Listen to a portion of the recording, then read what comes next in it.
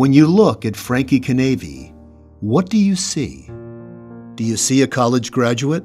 Frankie graduated from Villanova University with a 3.5 GPA. Do you see a successful public speaker? Frankie has given a TED Talk and is paid to speak to Fortune 500 companies. Now I challenge you. How will you create, imagine, and inspire? Do you see a national champion? Frankie provided player analysis for the Villanova basketball team. Jenkins gives it to Jenkins for the championship. The national champions. Yes, Frankie was born with cerebral palsy. He drools. He can't walk. He communicates through a computer. But if that's all you see, you aren't seeing Frankie. His possibilities of what he can do are limitless, really. Has he exceeded expectations? Way over, and I think he'll continue to do that. Now, whether he's exceeded his expectations or not, that's another story. But yeah, I couldn't be more proud. I couldn't be more proud of a son than I am of him. Oh, this is your new thing you're working on? Oh, okay, cool. And now, 28-year-old Frankie Canavy is about to surpass expectations again. He's writing a movie script with Steve McWilliams, his advisor at Villanova, about a young man with cerebral palsy, just like Frankie. Frankie wanted to write a screenplay, and we started out with the question, what would happen to you if one day you woke up and your whole support system was gone? So I said, think about if you came home and your mother wasn't there and your father was dead on the floor. And that was the opening scene of the movie. From that dramatic beginning, the movie transitions to a road movie about finding his mother, the only support system he has left.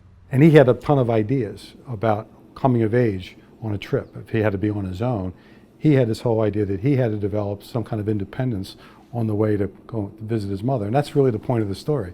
He goes to find his mother, but he finds himself and his own independence. And the movie is entitled The Way We Roll. This script, which is 7 years in the making and written one letter at a time, is partially based on the challenges and blessings in my life. That's a clip from a Kickstarter video that Frankie put together to raise money for the project. So far, he's raised $38,000, but that's not enough.